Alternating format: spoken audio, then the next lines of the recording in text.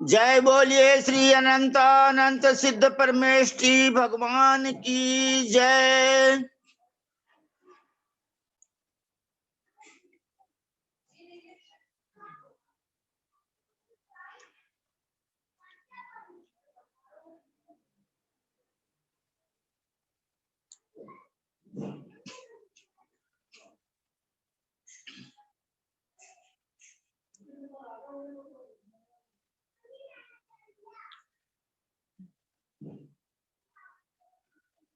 जय बोलिए श्री अनंतानंत सिद्ध परमेष्ठी भगवान की जय। सादर जय जिनेन्द्र सर।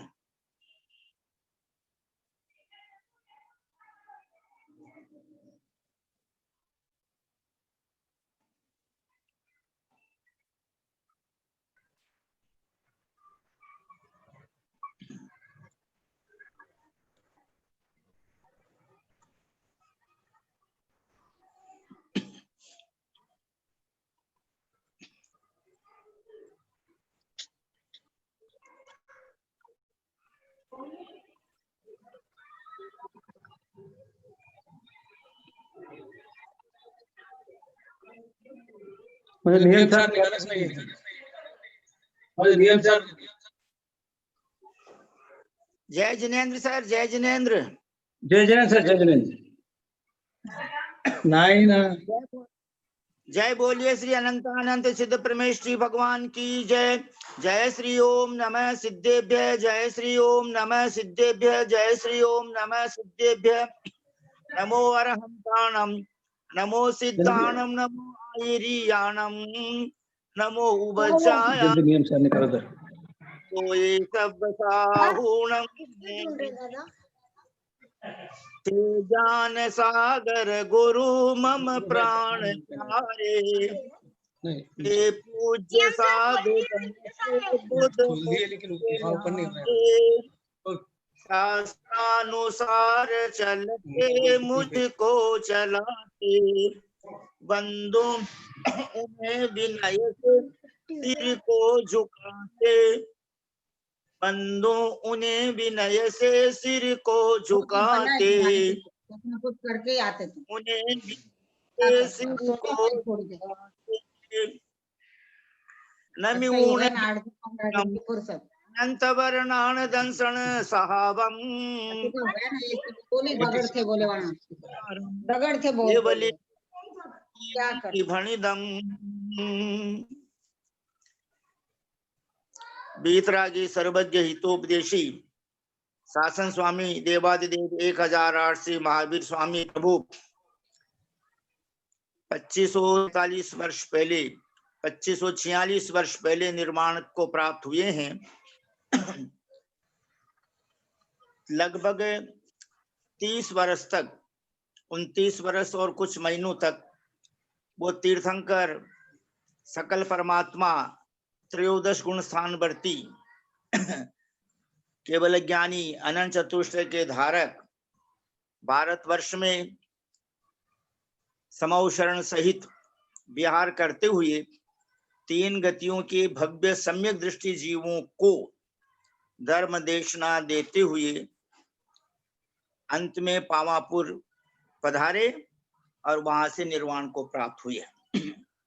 जिनेन्द्र देव की दिव्य ध्वनि में जो धर्मोपदेश ध्वनित हुआ उस धर्मोपदेश को गौतम आदि गणधर परमेष्ठी भगवंतों ने ग्रहण किया और बाद में श्रुत केवलियों के द्वारा अंतिम श्रुत केवली भद्रभाऊ स्वामी, उनके द्वारा कुंद कुंद आचार्य ने पढ़ा, उनसे पढ़ा, या जैसा भी इतिहास है। लेकिन हमारे गुरुजी ज्ञान सागर महाराज मानते थे कि कुंद कुंद आचार्य साक्षात भद्रभाऊ स्वामी के शिष्य हैं। इस इतिहास में विद्वानों की मान्यता में अंतर है। जैसा भी केवली गम्य है वो अपने को प्रमाण है। यहाँ पर कुंद कुंद आचार्य देव ने 84 पाहुड़ की रचना की। समय सार, प्रवचन सार, पंचास्तिकाय, नियम सार, अष्ट पाहुड़, द्वादशानुप्रेक्षा इत्यादि आध्यात्मिक ग्रंथों की रचना की। और ये अपना पुण्य रहा इस वर्ष 2020 में कि सोनू जैन जी सीए कोलकाता वालों की चतुरता से, उनकी इंटेलिजेंसी से सिर्फ पंचास्तिकाय का पद्यानुवाद गुरुदेव ने नहीं किया, आचार्य विद्यासागर महाराज ने, बाकी सब ग्रंथों का पद्यानुवाद किया है। वह विद्यासागर सिंगर्स ग्रुप में बहुत से भाई बहन, जो लगभग 40 भाई बहनों ने गाया है, उन सबका हम बहुत सम्मान करते हैं। वह हमको सुनने में प्राप्त है। और नियम सार की गाथाओं का हिंदी पद्यानुवाद प्रतिमा जी गंगवाल, चार्टर्ड अकाउंटेंट, पुणे महाराष्ट्र निवासी, उन्होंने गाया है। हम उन गाथाओं को, उन पद्यों को सुन सकते हैं, हमको उपलब्ध भी है मोबाइल में। आज हम 86 नंबर की गाथा का प्रारंभ करेंगे। यद्यपि 85 गाथा का प्रवचन का अंश नियम देशना से बाकी है, वह आदरणीय सोनू जैन जी पढ़ेंगे। और यदि वो नहीं होंगे मीटिंग में तो भाई साहब जयचंद जी गंगवाल साहब पढ़ेंगे बाद में।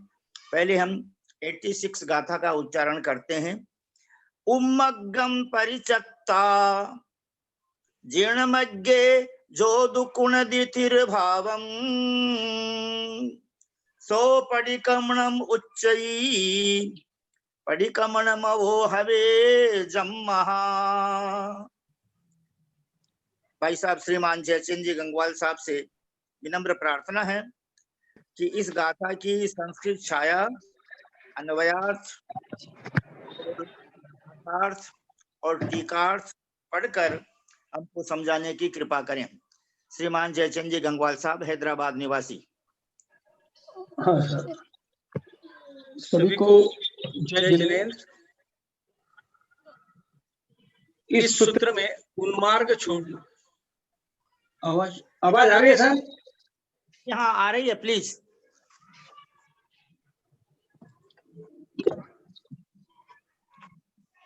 इस सूत्र में उन्मार्ग छोड़ने और सर्वज्ञ भीतरा का मार्ग स्वीकारने का उद्देश्य है। अन्वयार्थ, उम्मग्गम मतलब उन्मार्ग को, परिचिता मतलब छोड़कर, परिचत्ता मतलब छोड़कर, जिनमग्गे मतलब जिनेन्द्र भगवान के मार्ग में जो स्थिर भाव को कुनदी मतलब करता है,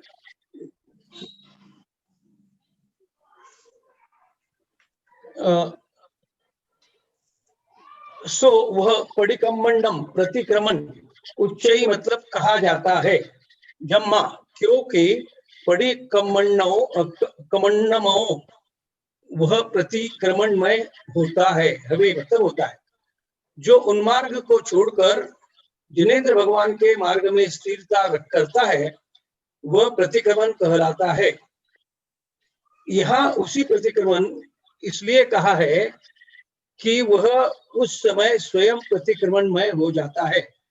टीकार्थ, जो शंका, आकांक्षा, विचिकित्सा, अन्य दृष्टि प्रशंसा, अन्य दृष्टि संस्तो नामक अतिचार रूप कलंक पंक से रहित हो, शुद्ध निश्चय सम्यक दृष्टि होता हुआ बुद्ध आदि के द्वारा प्रतिपादित मिथ्या दर्शन, मिथ्या ज्ञान, मिथ्या चारित्र रूप उन्मार्ग को, जो कि ऊपर के मार्ग के समान मालूम होता है, छोड़कर व्यवहार से पंच महाव्रत, 5 समिति, 3 गुप्ति, पंचेंद्रिय दमन, 6 आवश्यक आदि 28 मूलभूत रूप महादेवादिदेव परमेश्वर श्री सर्वज्ञ भीतराग जिनेन्द्र देव के मार्ग में अपने परिणाम को स्थिर करता है तथा निश्चय से सहज ज्ञान आदि विशुद्ध गुणों के अलंकृत सहज परम चैतन्य रूप सामान्य विशेष शोभायमान निज परमात्मा द्रव्य में स्थिर भावरूप शुद्ध चरित्र को करता है, वह मुनि निश्चय प्रतिक्रमण रूप कहलाता है। क्योंकि निश्चय प्रतिक्रमण परमतत्व रूप शुद्ध द्रव्य में होता है, इसलिए वह तपोधन मुनिराज सदा शुद्ध ही रहता है। ऐसे ही श्री प्रवचन सार की व्याख्या में कहा गया है। इस प्रकार बहुत भारी आदर से युक्त प्राचीन अथवा श्रेष्ठ पुरुष जिसकी उपासना करते हैं और जो उत्सर्ग अपवाद तथा दोनों से ही अनेक भूमिकाओं को प्राप्त हो रहा है, विविध भेद वाला है, ऐसे इस चरित्र को धारण कर क्रम से उपमम अनुपम आनंद को प्राप्त होता हुआ मुनि चैतन्य रूप दर्शन और ज्ञान से शोभायमान निज द्रव्य शुभ आत्म तत्व से स्थिरता करे। टीकाकार ऐसा भी कहते हैं, जो विषय सुख से विलुप्त है, शुद्ध तत्व में अनुरक्त है, तपश्चरण में लीन है, शास्त्र समुदाय में आसक्त है, गुण रूप मणियों के समूह से युक्त है और सब प्रकार के संकल्पों से युक्त है, ऐसे भव्य जीव मुक्ति रूपी वधु के प्रिय होते हैं। ऐसा क्यों नहीं सुशोभित होंगे, अवश्य होंगे। इस तरह 86 नंबर की गाथा का गाथार्थ भावार्थ पूरा हुआ। बहुत सुंदर भाई साहब, आपसे विनम्र प्रार्थना है कि इसकी संस्कृत छाया और हिंदी पद्यानुवाद भी गाने की कृपा करें। हिंदी पद्यानुवाद मेरे पास नहीं है सर। अच्छा, हम गाते हैं। उन्मार्ग में विचरते मन को हटाते, सन्मार्ग में स्वयं को सिर है लगाते, वे ही प्रतिक्रमण है गुरु है बताते, तल्लीन क्योंकि रह जीवन है बिताते, उन्मार्गम परित्यज्य जिन मार्गे योति स्थिर भावं स प्रतिक्रमण मुच्यते प्रतिक्रमणमयो भवेद् यस्मात्। आदरणीय जैन आगम का जिन्होंने बहुत अच्छा अभ्यास किया है, प्रकांड विदुषी बहन जी, विजया बहन जी ठोलिया साहब, नागपुर निवासी, आपसे विनम्र प्रार्थना है कि इस गाथा पर परम पूज्य आरेका माता जी, रत्न ज्ञानमती माता जी ने जो धर्मोपदेश लिखा है वह पढ़कर सुनाने की कृपा करें और समझाने की कृपा करें। आदरणीय विजया बहन जी ठोलिया साहब, नागपुर महाराष्ट्र निवासी। प्रणाम भाई साहब, वंदना सभी को, जय जिनेन्द्र। उमग्गम परिचत्ता जिन मग्गे जो दुकुन दिथिर भावम सो पडिकमनम उच्चई पडिकमनमो हवे जम्मा। जो महातपोधन मुनि व्यवहार चारित्र स्वरूप मूल गुण उत्तर गुणों का पालन करते हुए चारित्र में परिपूर्ण हो जाते हैं, वे ही परमार्थ स्वरूप आचार में स्थिरता प्राप्त कर लेते हैं। अतः वे ही महर्षिगण परमार्थ प्रतिक्रमण स्वरूप हो जाते हैं। यह प्रतिक्रमण भी प्रमत्त अप्रमत्त मुनियों के ही होता है, न कि श्रावकों को, क्योंकि उनको इसमें अधिकार नहीं है। ऐसा जानकर अपने अपने पद के अनुसार ही भव्यों को क्रिया करनी चाहिए। अन्य भी जो प्रतिक्रमण का लक्षण है, सूरीवर्य उसी को दिखलाते हैं। जो मुनि उन्मार्ग को छोड़कर जिन मार्ग में स्थिर भाव करते हैं, वे प्रतिक्रमण कहलाते हैं, क्योंकि वे प्रतिक्रमणमय हो जाते हैं। यहाँ इन्होंने सिर्फ क्रिया नहीं, उस मुनि को ही उन प्रतिक्रमण कह दिया जो उसमें स्थिर हो गए हैं, क्योंकि वे प्रतिक्रमणमय हो जाते हैं। कपिल, बुद्ध आदि के द्वारा कथित नित्य अनित्य आदि एकांत रूप मिथ्या मार्ग, ये उन्मार्ग कहलाते हैं, क्योंकि वह 5 प्रकार के संसार भ्रमण का कारण है। पंच परावर्तन, 5 प्रकार के संसार यानी पंच परावर्तन संसार भ्रमण का कारण है। जो मुनि इस उन्मार्ग को छोड़कर जिन मार्ग में अनेकांत स्वरूप जिन शासन में या भेद अभेद स्वरूप रत्नत्रय मार्ग में स्थिर भाव करते हैं, शंका, कांक्षा, विचिकित्सा, अन्य दृष्टि प्रशंसा और अन्य दृष्टि संशय, ये सम्यक दर्शन के जो 5 अतिचार कहे उनके बारे में यहाँ कह रहे। इन 5 दोषों से रहित होकर निश्चल परिणाम रखते हैं, क्योंकि हमारा जो सम्यक दर्शन है वो हमेशा निर्दोष होना चाहिए, निरतिचार उसका पालन होना चाहिए, जो कि मुनि ही करते हैं। वे ही दिशा वस्त्रधारी निर्ग्रंथ महायति प्रतिक्रमण इस नाम से कहे जाते हैं, क्योंकि वे प्रतिक्रमणमय होने से परमार्थ प्रतिक्रमण स्वरूप है। बृहत प्रतिक्रमण में भी कहा है, मैं उन्मार्ग को छोड़ता हूँ। जिनेन्द्र देव द्वारा कथित सम्यक दर्शन ज्ञान चारित्र लक्षण मार्ग स्वर्ग अपवर्ग को देने वाला होने से मार्ग है। इससे विपरीत एकांतवादियों द्वारा कल्पित मार्ग जो है वह उन्मार्ग है, उन्हीं को छोड़ता हूँ और उपरयुक्त रत्नत्रय जिन मार्ग को स्वीकार करता हूँ। अपना जो जिन शासन जिन मार्ग जो बताया वो रत्नत्रय ही है, और इसके अलावा जितने भी मार्ग अन्य धर्मियों ने कहे हैं वे सब उन्मार्ग है, ऐसा यहाँ कह रहे हैं। निश्चय नय से ज्ञान दर्शन स्वरूप अपनी शुद्धात्मा से व्यतिरिक्त जो मार्ग है वह उन्मार्ग कहलाता है, क्योंकि वहां निश्चय रत्नत्रय रूप परिणति का अभाव है, किंतु उसका साधक होने से व्यवहार रत्नत्रय स्वरूप भी जिनमार्ग ही है। व्यवहार रत्नत्रय है तो भी वो जिनमार्ग ही है। दूसरी बात यह है कि व्यवहार मार्ग के अभाव में निश्चय मार्ग भी सिद्ध नहीं हो सकता, जैसे कि कुम्हार चाक दंड आदि के अभाव में घड़ा नहीं बन सकता। इसीलिए निश्चय और व्यवहार की परस्पर की मित्रता को जानकर व्यवहार रूप जिन शासन में प्रवृत्ति करते हुए सामायिक के समय अथवा निर्विकल्प समाधि के समय निश्चय जिन शासन रूप अपनी शुद्ध आत्मा को ध्याते हुए जो मुनि नयातीत अवस्था को प्राप्त कर लेते हैं, वे ही महर्षि मनुष्य और देवों से वंद्य परमार्थ प्रतिक्रमण स्वरूप होते हैं। ऐसा जानकर जिन शासन में ऐसी स्थिर प्रीति करना चाहिए कि जो मुक्ति प्राप्त करने तक बनी रहे। यानी उन्होंने ये कहा है कि मुक्ति प्राप्त करना है तो हमें यह प्रतिक्रमणमय बनना होगा, प्रतिक्रमणमय बनना है और उन मार्ग को हमें छोड़ना है, जिन मार्ग में हमें लगना चाहिए। ऐसा कहकर यहाँ 86 यानी 86 नंबर की गाथा को पूर्ण किया है। जय जिनेन्द्र, प्रणाम। आचार्य गुरुवर कुंद कुंद देव की जय, विशुद्ध सागर जी मुनिराज की जय, ज्ञानमती माता जी की जय। प्रणाम भाई साहब, वंदना सभी को। जय जिनेन्द्र। बहुत सुंदर, बहुत सुंदर। भाई साहब आवाज आ रही है? अरे सर। आदरणीय विजयाबेन जी साहब ने आचार्य रत्न विशुद्ध सागर महाराज की नियम देशना जो ग्रंथ में से पढ़ करके सुनाया, बहुत अच्छा लगा।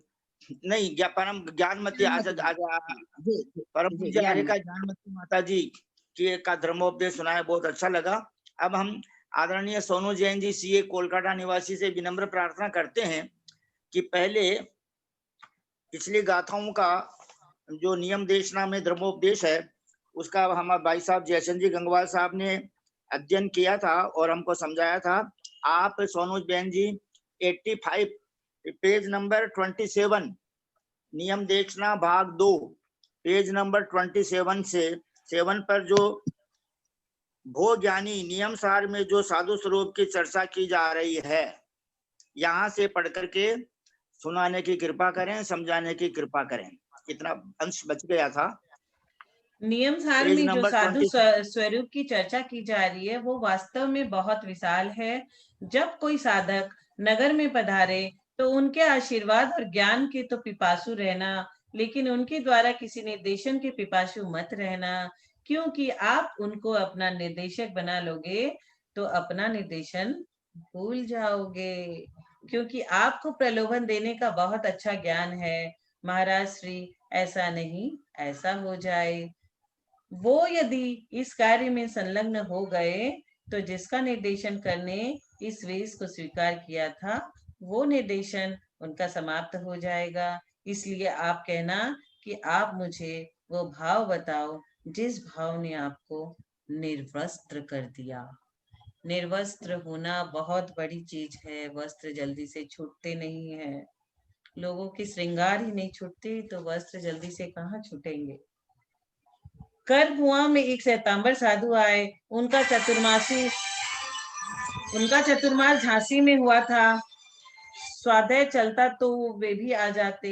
एक दिन पूछने लगे, महाराज श्री, एक बात मैं पूछना चाहता हूँ। आप ठंड गर्मी सहन कर लेते हो, यह तो हम समझ रहे हैं, पर जब मच्छर काटते हैं तब आप नींद कैसे लेते होंगे?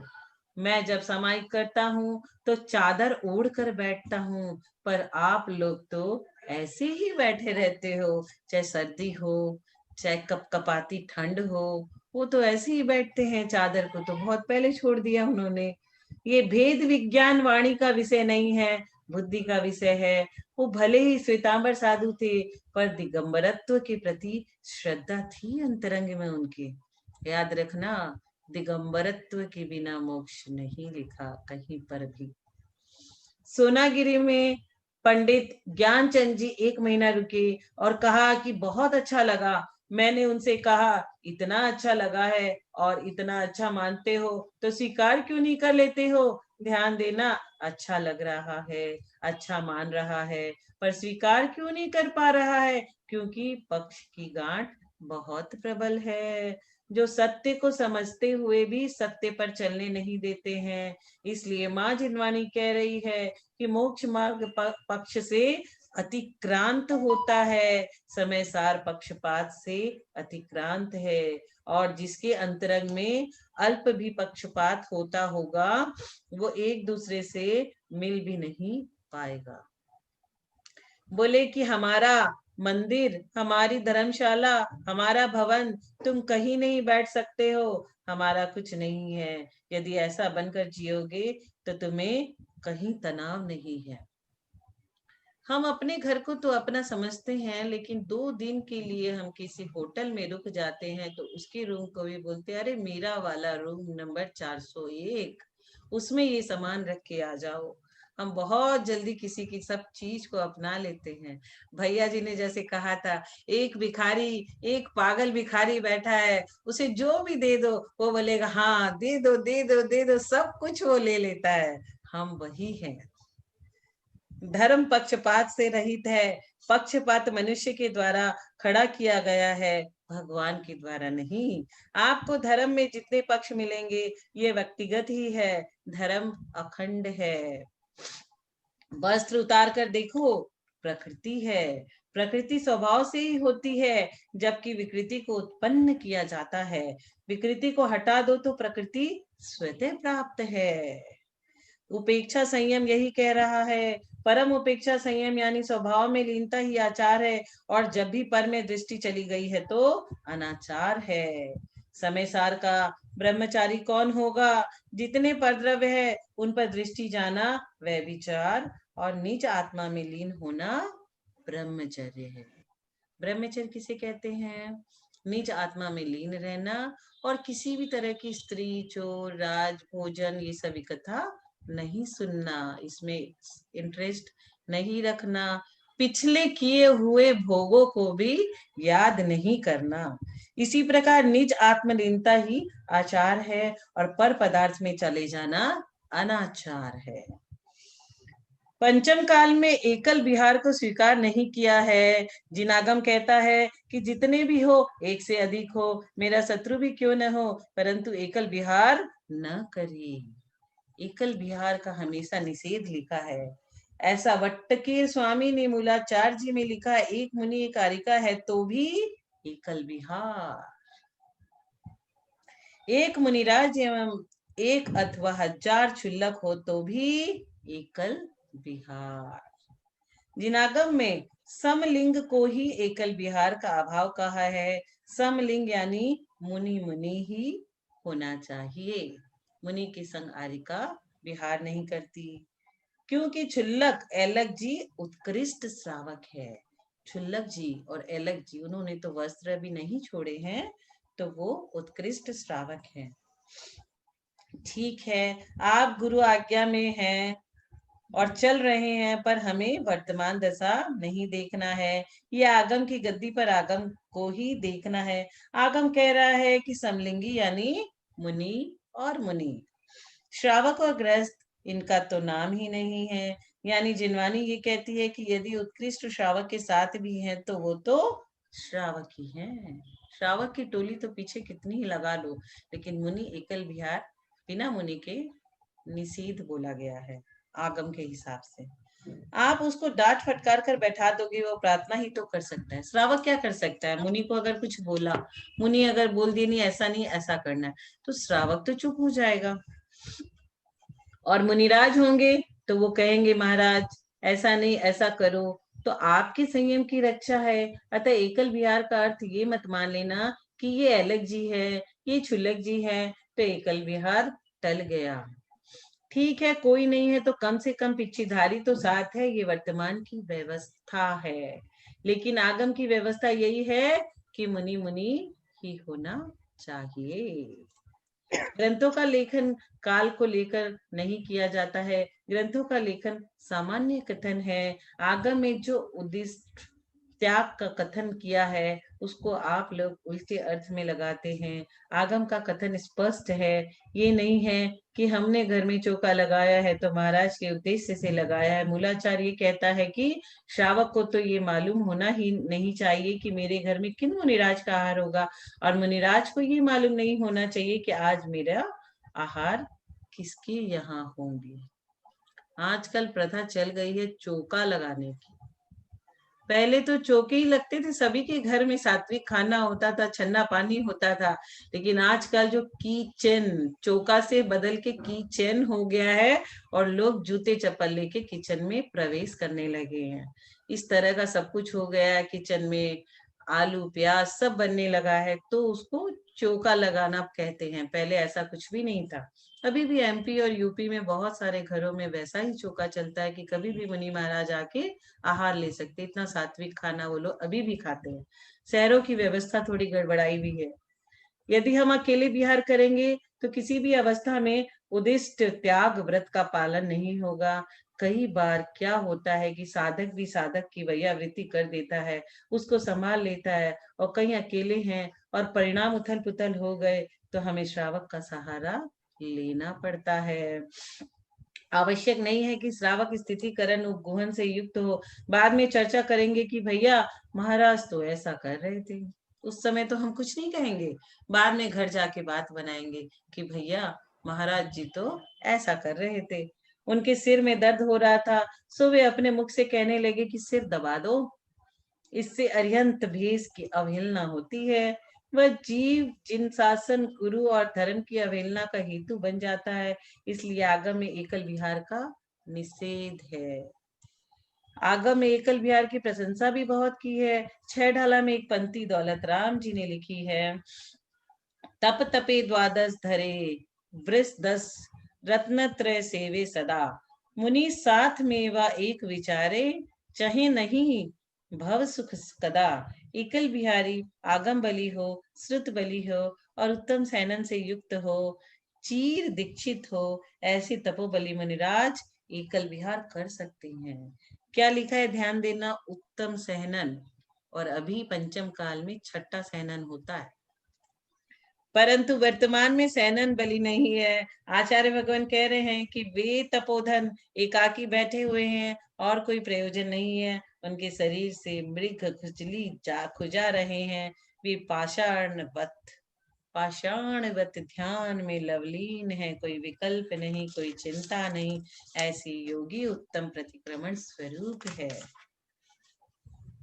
आचार्य पद्म मलदारी देव कह रहे हैं कि निज परम आनंद अमृत से गीले हुए हैं, भीगे हुए हैं, जो स्फुरायमान सहज बोध स्वरूप आत्मा को आत्मा के अपने परिणामों के द्वारा सद्भाव से युक्त है, निज संभाव निज परिणाम से उद्गम मैं निज परिणामों के उपशम रूपी नीर से गिले हैं।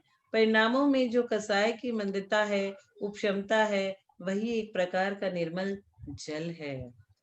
उस जल से प्रक्षालन करने से आत्मा निर्मल हो जाती है। आप अपने निजानंद घट में उत्पन्न हुए नीर से ही अपने आप का प्रक्षालन करो, यही प्रतिक्रमण है। प्रतिक्रमण क्या है? अपने दोषों का प्रक्षालन करना। हम जो भी पाप करते हैं फिर हम बैठ के प्रायश्चित करते हैं, उसे ही तो प्रतिक्रमण कहते हैं। इसलिए ध्यान रखना, जब भी भाव विचलित हो तब विचारना कि दोष मेरा ही है। 3 बातें आज सीख कर जाना। एक तो आप माँ बन जाओ, दूसरा दोष मेरा है।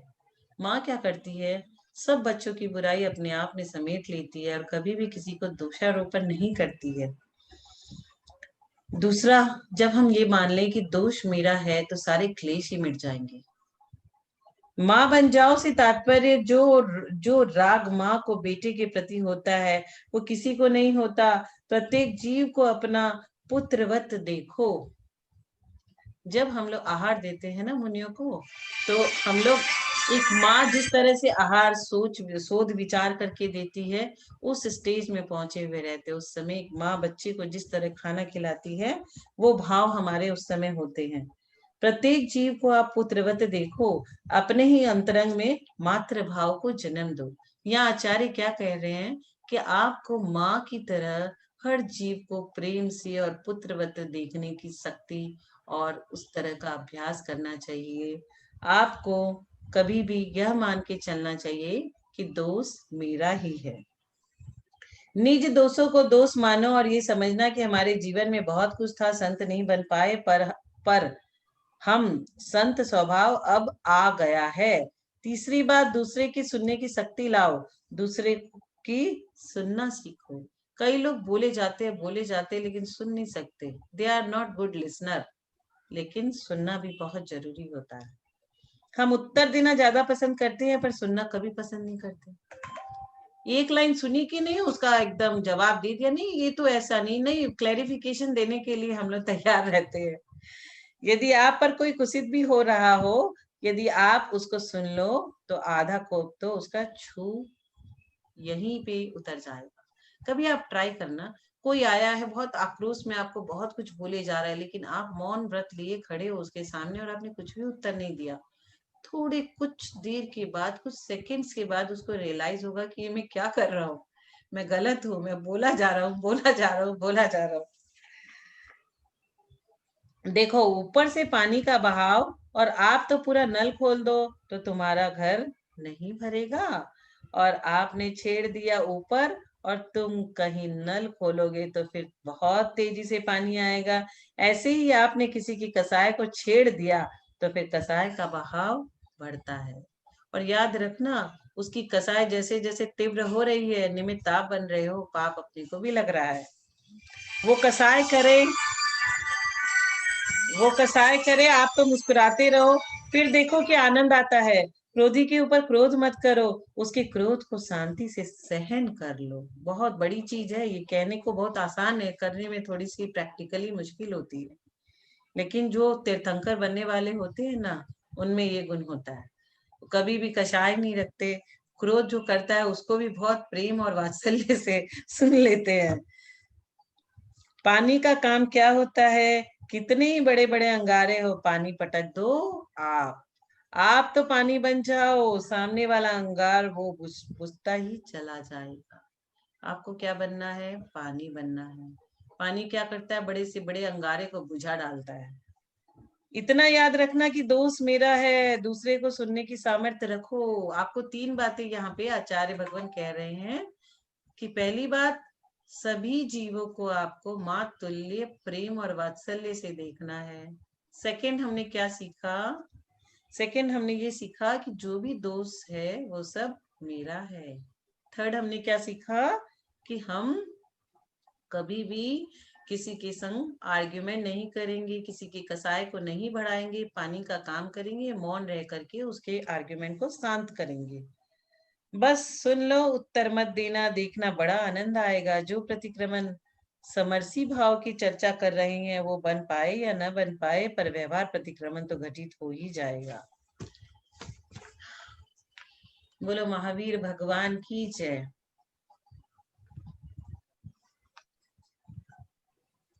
अगला ले लो। आदरणीय विजया बहन जी साहब ढोलिया, नागपुर निवासी, यदर्थ मात्रा पदवाक्यहीनम, स्वाध्याय का समापन। जी। यदर्थ मात्रा पदवाक्यहीनं मया प्रमाद्याद्यति किञ्चनोक्तं तन्मे क्षमित्वा विदधातु देवी सरस्वती केवलबोधलब्धिं बोधि समाधि परिणाम शुद्धि स्वात्मोपलब्धि शिवसौख्य सिद्धि चिंतामणि चिंतित वस्तु दाने त्वां वन्दमानस्य ममास्तु देवी त्वां वन्दमानस्य ममास्तु देवी जावानी के ज्ञानते सूझे लोकालोक सोवानी मस्तक नमो सदा देतहूँ दो हे जिनवाणी भारती तो ही जपो दिन रैन जो तेरा शरणा गहे सो पावे सुख चैन। द्वादशांग जिनवाणी माता की जय। सिद्धांत शास्त्र की जय। नमोकार।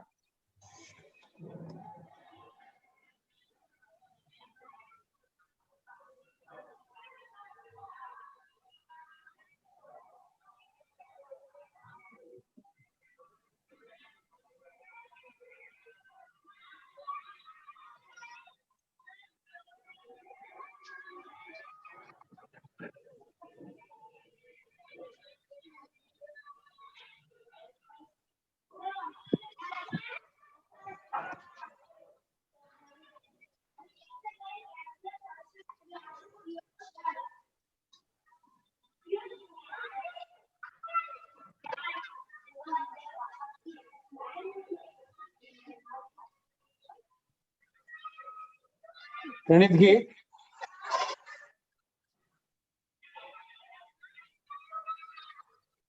जी साहब।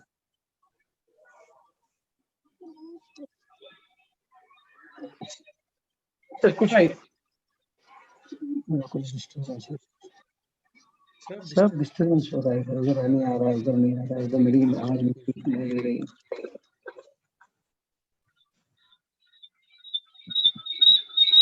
मेरी आवाज नहीं